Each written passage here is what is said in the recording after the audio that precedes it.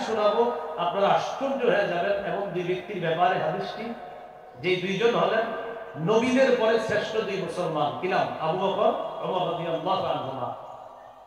এটা হাদিসের কিতাব আছে আস-সিলসিলাতুস সহিহা, ছাত্র ভাইরা এটার সাথে পরিচিত, ওলামায়ে কেরাম পরিচিত। 2608 নম্বর হাদিস। এই হাদিসের বর্ণনাকারী আনাস ইবনে মালিক রাদিয়াল্লাহু তাআলা তিনি বলেন, কানাতিল আরাব তাখদিমু বা'দুহা বা'দান ফিল আসফার। আরবরা সফরের মধ্যে একজন আরেকজনের খেদমত করে। সফরে আরবরা একজন আরেকজনের খেদমত করে।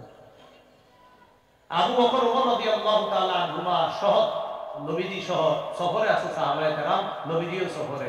তো আবু বকর ওমরেরও একজন খেদমত আছে। ফানামা, আবু বকর ওমর ঘুমায় গেছে।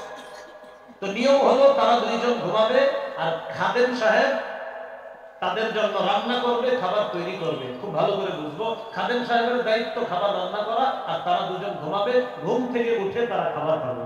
দাওয়াত তাবলীগের সাথী ভাইয়ারা সবাই খেদমত করে না, কয়েকজন খেদমত করে, আর বাকিরা আপনার দাওয়াতের কাজ করে, গাছের আদব, ঘুমার আমল আছে, সব আমল করে না, এরকম। তাও বকর ওমর ঘুমিয়ে আছে, খাদেম সাহেবও ঘুমায় গেছে। খাবার প্রস্তুত না করে তিনিও ঘুমায় গেছে।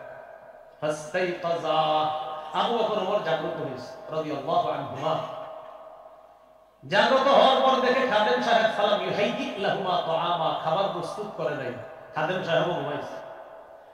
ফাকালা আহাদুহুমা লিসাহিবিহি ইন্না হাযা লা ইউওয়াইমু নাওমা বাইতিকুম। একজন আরেকজনকে বললেন, দেখো এই ব্যক্তি ঘরে যেমনি ঘুমায়, সফরেও এইভাবে ঘুমাইতেছে। মানে মূল উদ্দেশ্য হলো খাবার রান্না না কইরা, তৈরি না কইরা এ যেমনি ঘুমাইতেছে, এটা হলো উদ্দেশ্য। খাবার প্রস্তুত করে নাই, না করে ঘুমাইতেছে। ফাআইকাযা, তারা জাগ্রত করছে আবু বকর ওমর। করার পর বললেন, ইতি রাসূলুল্লাহ সাল্লাল্লাহু আলাইহি ওয়াসাল্লাম ফাকুল ইন্না আবা বকর ওয়া উমর ইউকরিআনিকাস সালাম ওয়া হুমা ইস্তাদিমানিকা। খাদেম সাহেবকে জাগ্রত করে বললেন, যাও নবীজির কাছে যাও, গিয়ে বলবা আবু বকর ওমর সালাম দিছে, আর বলবা আপনার কাছে তরকারি চাইছে, তুমি তো তরকারি রান্না করো না। খাদেম সাহেব গেছে, যাওয়ার পর বললেন, হুজুর আবু বকর ওমর রাদিয়াল্লাহু আনহুমা আপনাকে সালাম জানিয়েছে, আপনার কাছে তরকারি চেয়েছে। নবীজি বললেন, তুমি যাও আবু বকর ওমরের কাছে, গিয়ে বলবা আমি নবী সালাম দিছি, আর বলবা কাদি ইতাদামা, তারা তরকারি খেয়ে ফেলছে। তরকারি, খাদেম সাহেব তো তরকারি রাঁধে নাই, নবীও তরকারি দেয় নাই, আবার তরকারি বলে খেয়েও ফেলছে। বিষয়টা কেমন লাগতেছে? খাদেম সাহেব গেছে, যাওয়ার পর বললেন, নবীজি বলছে আপনারা দুজন তরকারি খেয়ে ফেলছেন। আবু বকর ওমর বুঝতেছে ঘটনা তো অন্য কিছু। ফাফাজিআ, ভয় পেয়েছে।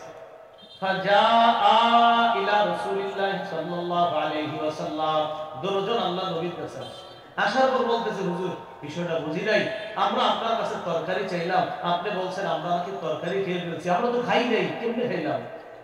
নবীজি বলছেন, খাদেম সাহেব যখন ঘুমাইছে, কি বলছো? খাদেম সাহেব যখন ঘুমেছিল কিছু বলো নাই, ওহির মাধ্যমে সব জেনে ফেলছি। ওই যে বলছো না, এই বলাতেই তোমাদের পেটে তরকারি ঢুকে গেছে। ইন্নী লা আরা লাহমাহু বাইনা আনিয়াবিকুমা, তার গোশত আমি তোমাদের দাঁতে দেখতেছি। তোমরা যে তার ব্যাপারে বলছো এই গোশত তোমাদের দাঁতে দেখতেছি। আবু বকর ওমর রাদিয়াল্লাহু আনহু বুঝতে পারছে যে আমরা তো এটা ঠিক করি নাই। বললেন, ইস্তাগফিরুল্লাহ, হুজুর আমাদের জন্য ক্ষমা প্রার্থনা করেন। নবীজি বলতেছেন, কেন আমি ক্ষমা প্রার্থনা করব? আমারই কিছু বলছো? খাদেম সাহেবের কাছে যাও, গিয়ে বলবা ফালইস্তাগফির লাকুমা, খাদেম সাহেব যেন তোমাদের জন্য ক্ষমা প্রার্থনা করে, আল্লাহ ক্ষমা করে। এজন্য জবান নিয়ন্ত্রণ করা, কারো ব্যাপারে আপনার অযথা কথা না বলে ফেলা। আল্লাহ আমাদের আলোচক সাহেব গণ সহ সবাইকে জবান নিয়ন্ত্রণ রেখে কথা বলার তৌফিক দান করেন। জবান বেশি চালায় কারা? আলোচক সাহেবরা না। এজন্য সবার জবান খুব নিয়ন্ত্রণ করা। আল্লাহ আমাদেরকে, আমি আমার জন্যই বয়ান করতেছি মনে করেন, আমার আসলেই বেশি গীবতের অভ্যাস, এজন্য আমারই বলতেছি। আমি যেন আমার জবানকে নিয়ন্ত্রণ করে কথা বলতে পারি, সবার কাছে দোয়া চাই। আল্লাহ আমাদের সকলেরই জবান নিয়ন্ত্রণ করে যেন আমরা কথা বলতে পারি, আল্লাহ তৌফিক দান। আমরা গীবত করি চার মাধ্যমে। বলেন কয় মাধ্যমে? চার মাধ্যমে। এক নম্বর, প্রথমে শোনেন, একবারে সবকটা দিয়ে দিলে হবে, একটু শোনেন।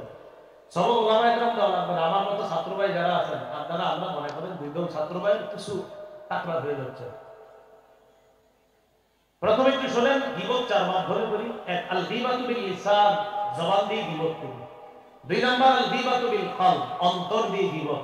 তিন নম্বর, আল গীবাতু বিল ইশারা, ইশারা ইঙ্গিতে গীবত।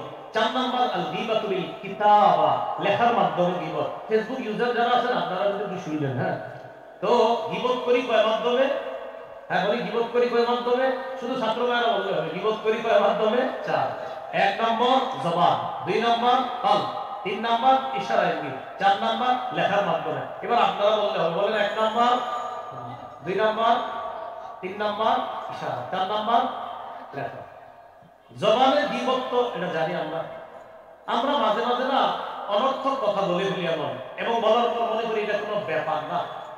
এই যে ব্যাপার না মনে করে বলে ফেললাম কারো ব্যাপারে একটা কথা, চার পাঁচজন চা খাইতেছে, তো বললাম কি রকমের খবর, কোনো মানুষ। এই যে বলে ফেললেন, এই কথাটা আপনাকে দুনিয়ার পূর্ব পশ্চিম যত বড়, এর চেয়ে আরো গভীরে জাহান্নামে নিয়ে যাবে। একটা কথা। দলিল সহিহ বুখারী 6477 নম্বর হাদিস। এই হাদিসের মধ্যে আছে, قال رسول الله صلى الله عليه وسلم إن العبد لا يتكلم بالكلمة ما يتبين فيها يذل بها في النار أبعد مما بين المشرق। রাসূলুল্লাহ সাল্লাল্লাহু আলাইহি ওয়াসাল্লাম বলেন, অনেক সময় অনেক ব্যক্তি মাঝে মাঝে এমনি কথা বলে ফেলে, অন্য বর্ণনায় আসছে লা ইউকি লাহা বালা, এই কথার পরিণতি কি হতে পারে সে চিন্তাও করে না, মানে কোনো ব্যাপার না বলে ফেলছে। তুই যে বললি যেন তাই, এটা কোনো ব্যাপার না বলে ফেলছে। নবী বলেন, একটা কথার কারণে সে দুনিয়ার পূর্ব পশ্চিম যত দূরত্ব, এর চেয়ে আরো গভীরে সে জাহান্নামে যাবে, শুধু একটা কথা। আল্লাহ আমাদেরকে হেফাজত করে। দুই নম্বর, আল গীবাতু বিল কলব, অন্তর দিয়ে গীবত। অন্তর দিয়ে গীবত হলো সুয়েজন, খারাপ ধারণা করা। সূরা হুজুরাতের 12 নম্বরে আছে, ইজতানিবু কাসীরাম মিনাজ যান, তোমরা বেশি অনুমান করা থেকে বাঁচো। ইন্না বা'দাজ যান্নি ইসমুন, কিছু কিছু ধারণা পাপ, গুনাহ। আল্লাহ আমাদেরকে খারাপ ধারণা করা থেকে হেফাজত করেন। দেখেন, কারো ব্যাপারে যখন খারাপ ধারণা আসবে, নিজের খারাপ অভ্যাসগুলোর কথা স্মরণ করবেন। একটা মানুষের একটা খারাপ জানছেন, আপনার খারাপই আছে 1000টা, তো একজনের জানছেন একটা, আপনার 1000টা। আপনি তো নিজের টেনশনই ঠিক থাকার কথা না, কেন তারে নিয়ে এত টেনশনে আছেন? কারো ব্যাপারে খারাপ ধারণা আসলে এটা দিলে দাফন করে দেন, মুখে আনবেন না। ইস্তেগফার পড়া, লা হাওলা ওয়ালা কুওয়াতা ইল্লা বিল্লাহ পড়া। তিন নম্বর, ইশারা গীবত। এটা আমার দিকে তাকাইলে বুঝবেন না, তাকাইলে বুঝবেন না, ইশারা গীবত। এখন কথা হবে না, ইশারা হবে, তাকান।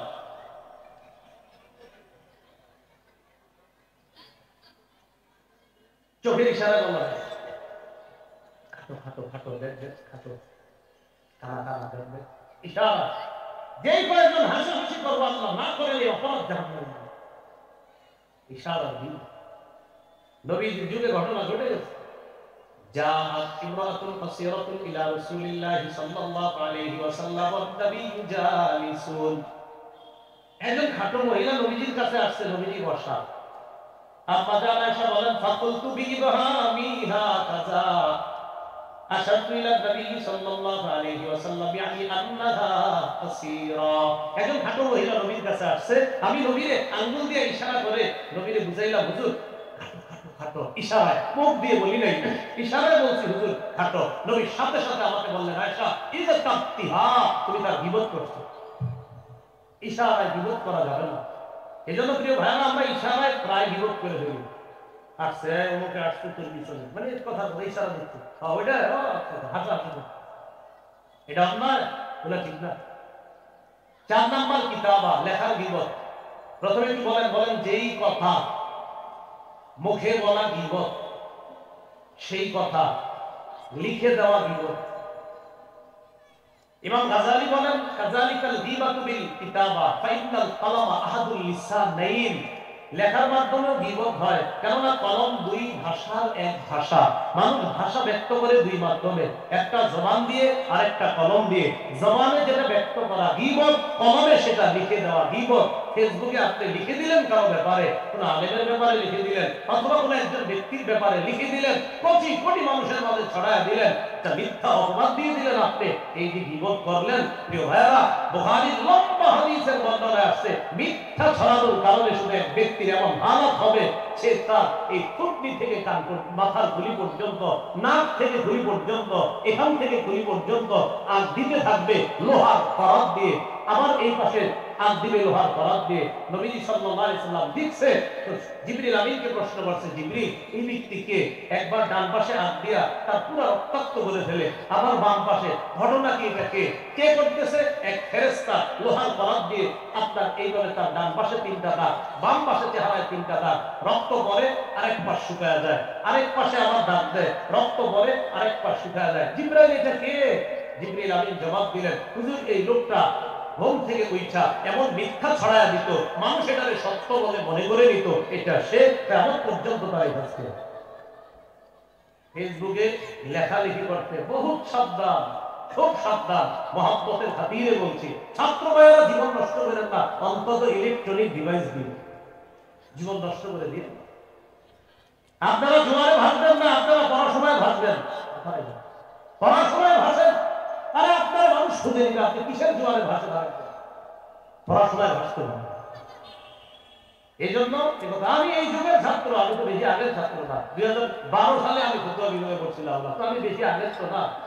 খোঁজ দিয়ে না আমার আত্মীয় স্বজনের কাছে 2016 পর্যন্ত তো আমি বাটন ফোন চালাইনি। ইলেকট্রনিক ডিভাইসের পিছনে নিজের জীবন নষ্ট করে দিয়ে না। একটা সিম কিনে দিয়েছিল আম্মা, এটা দিয়ে 15 দিন পরে পরে তার মোবাইলে লাগায় আম্মার সাথে আব্বার সাথে কথা বলতাম, এটাই ছিল আমার। বলছিলাম আপনারা অন্তত ছাত্র জীবনে আপনার মোবাইল তো নাই, ফেসবুক আবার আপনি কি বলেন, সেখানে আপনার সময় দেওয়ার এত সুযোগ নেই। আরে আপনারা নিয়ে মানুষ লেখবে, আপনারা গাড়ি নেবেন, আপনি থাকেন, আপনি গড়েন নিজে। 4 নাম্বার, লেখার মাধ্যমে গীবত, আল্লাহ আমাদেরকে হেফাজত করুন। লেখার মাধ্যমে যে গীবত, এই গীবত আমরা করব না। আমরা 5 ধরনের গীবত করি, বলেন কয় ধরনের গীবত? 5 ধরনের। 4 মাধ্যমে 5 ধরনের গীবত। 1 নম্বর শারীরিক গীবত, ওই যে কানা অন্ধ লুলা বলা। 2 নম্বর চারিত্রিক গীবত, আজকে এই জায়গায় বয়ানে কে আসবে, অমুকে, ও আচ্ছা অমুকে, হে কি ভালো মানুষ বলে ফেলে। তো 10 বছর আগে কথার কথা একটা লোক খারাপ ছিল, এখন ভালো হয়ে গেছে, সমস্যা কোথায়? 3 নাম্বার বংশীয় গীবত, তুমি কোন বংশের, অমুক বংশের, এগুলো চোর গোষ্ঠী সব বলে ফেললেন আপনি, বংশীয় গীবত। 4 নাম্বার পোশাক পরিচ্ছদের গীবত, একজন কম দামে একটা জামা গায়ে দিছে, আপনি তার সমালোচনা করলেন, এগুলা খারাপ।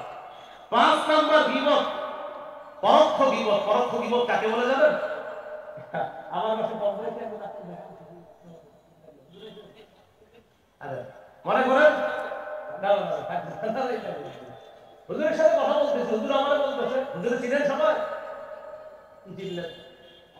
মুহাদ্দিসুল আসর মাওলানা আব্দুল মালিক সাহেবের আপন ছোট ভাই, এবং মারকাজুল ফাইজুল কোরআনের শেখুল হাদিস মাওলানা মুফতি আব্দুল মজিদ হাফিজাহুল্লাহ। হযরতের সাথে কথা বলতেছি, তো হযরত মনে করেন আমাকে বললো বুঝছি আর বলা লাগবে না, আমিও বললাম ও বুঝছেন কাহা, সামনে আপনারা যারা আপনারা বললেন ও বুঝছি, এই যে সবাই বলি নাই শুধু বুঝছি, এটা পরোক্ষ গীবত। তার ব্যাপারে কিছু বললাম না, শুধু বললাম ও আচ্ছা আচ্ছা বুঝছি, হ্যাঁ বুঝতে পারছি, এই যে বুঝে ফেলছেন, পরোক্ষ গীবত। এই পরোক্ষ গীবত আমরা করবো না। 5 ধরনের, আর 4 মাধ্যমে আমরা গীবত করি, এই জাতীয় গীবত গুলো আমরা করবো না। আল্লাহ আমাদের সকলকে যে কথাগুলো শুনলাম বললাম, এই জবান যেন আমরা নিয়ন্ত্রণ রাখতে পারি, জবান যেন আমরা হেফাজত করতে পারি, আল্লাহ তৌফিক দান করেন। এরপরেও আপনাদের জন্য আপনার আজকে আমি যে আলোচনা করছি, এগুলো সব আমার সবগুলো আলোচনা আমার সংকলন করা, মিম্বরের আমানত যারা অনলাইন থেকে নিয়েছেন আলহামদুলিল্লাহ, এবং যারা নিতে পারেন না তারাও সংগ্রহ করে নেবেন। আমাদের হযরত মাওলানা মুফতি মুর্তাজা হাসান ফয়েজী হাফিজাহুল্লাহ, হযরতের প্রথমে খুতবাতে ফয়েজী প্রথম খণ্ড পুরো উন্মোচন হয়েছে আপনার বই মেলায়, এখন দ্বিতীয় তৃতীয় খণ্ড ইনশাআল্লাহ হয়ে গেছে, হবে ইনশাআল্লাহ আজকে পুরো উন্মোচন। এই কিতাবগুলো আপনারা সংগ্রহ করে নিতে পারেন। আমার সংকলন করা সিরিজটার নাম হলো মিম্বরের আমানত। প্রথম খণ্ড, দ্বিতীয়, তৃতীয়, চতুর্থ খণ্ড অলরেডি বের হয়েছে, 4টা প্রায় 820টার বেশি। ইনশাআল্লাহ আশা করি আগামী মাসে 5ম, 6ষ্ঠ এইভাবে বের হতে থাকবে ইনশাআল্লাহ। যাদের প্রয়োজন হবে এখানে সম্ভবত পাবেন, আপনারা প্রয়োজন হলে সংগ্রহ করে নিতে পারেন।